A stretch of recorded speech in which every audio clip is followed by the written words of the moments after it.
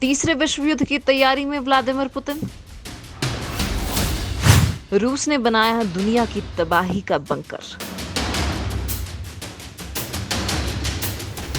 Corona के चलते दुनिया तगड़े संकट से गुजर रही है, लेकिन इस बीच दुनिया में तीसरे विश्व युद्ध की सुगबुगाहट ने नई टेंशन दे दी है।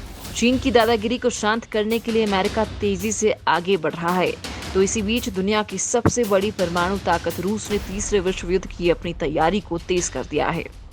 रूस के राष्ट्रपति व्लादिमीर पुतिन ने देश के 6,375 परमाणु बमों को नियंत्रित करने के लिए एक अत्याधुनिक सुरक्षा उपायों से लैस न्यूक्लियर कमांड पोस्ट का निर्माण किया है। पहाड़ों के बीच बना ये रूसी न्यूक्लियर कमांड पोस्ट तीसरे युद्ध के दौरान परमाणु बम के हमले को भी झेल जाएगा और काम करता रहेगा। पुतिन ने कहा है कि ये न्यूक्लियर कमांड पोस्ट लगभग बनकर तैयार हो गया है। इस कमांड सेंटर के जरिए परमाणु हमले की सूरत में भी रूस अपनी न्यूक्लियर बम को कंट्रोल कर सकता है। रूस का ये बहुत बड़ा दावा है, लिहाजा इस न्यूक्लियर अटैक से बचने वाली कमांड के बारे में जानना बेहद जरूरी है।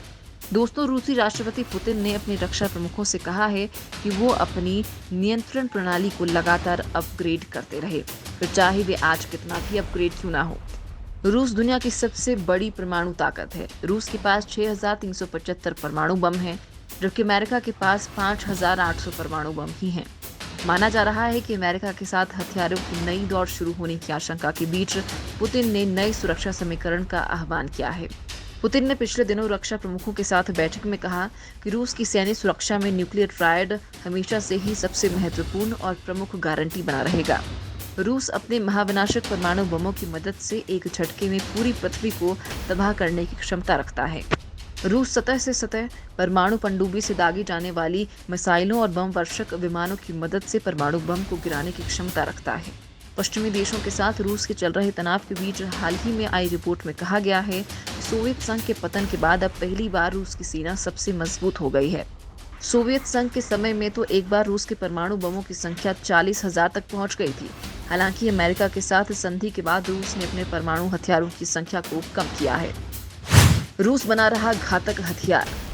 अमेरिका के कोल्ड वॉर के समय की संधि से हटने के बाद अब रूस सतह से सतह तक मार करने में सक्षम कैलिबर मिसाइलें बनाने में जुट गया है। अब तक ये किलर मिसाइल केवल युद्धपोत और सबमरीन से ही दागी जा सकती थी। इससे पहले INF संधि की वजह से अमेरिका और रूस के बीच इस तरह की कम दूरी की और मध्यम दूरी की मिसाइलें बनाने पर रोक थी। इतना ही नहीं, पुतिन ने रूसी नौसेना को पानी के अंदर चलने वाले ड्रोन विमान या टॉर्पीडो को बनाने की अनुमति दे दी है। इस टॉर्पीडो के अंदर परमाणु हमला करने की भी क्षमता है। इससे सबमरीन के जरिए दागा जा सकता है। पुतिन ने दावा किया है कि अमेरिका रूस को अपना मुख्य सैन्य शत्रु मानता है और उसकी परंपरागत हमले के जवाब में परमाणु हमला करने की योजना है। उन्होंने ये भी कहा कि हथियारों पर नियंत्रण की प्रणाली कमजोर हो रही है। अमेरिका के इसी खबर से निपटने के लिए रूस ने जमीन के अंदर इस बंकर का निर्माण करवाया है। उन्होंने कहा कि सभी उपकरण और संचार प्रणाली उसी तरह से आसान और विश्वसनीय होना चाहिए जैसे AK-47 राइफल है। पुतिन का मानना है कि देश पर परमाणु हमला होने पर इस बंकर की मदद से जवाबी परमाणु हमला किया जा सकेगा। रूस के पास पहले से ही 2 न्यूक्लियर कमांड सेंटर मौजूद हैं। इनमें से एक उत्तरी यूराल की पहाड़ियों में और दूसरा दक्षिणी यूराल की पहाड़ियों में यमनताऊ में है। रूस के पहाड़ के नीचे बने इन बंकरों को तबाह करने के लिए America B6111 nuclear bunker buster bomb बना रहा है। ये परमाणु अगले साल तक बनकर तैयार हो जाएंगे। यही नहीं, रूस की तरह से ही अमेरिका ने अमेरिकी वायुसेना के चयन माउंटेन कॉम्प्लेक्स में एक बंकर बनाया हुआ है। रूस का ये परमाणु कमांड बंकर अमेरिका के सबसे निशाने पर सबसे ऊपर है। रूस के बंकर इस तरह से बनाए गए हैं कि परमाणु हमला होने की सूरत में भी उनका संपर्क बना रहे।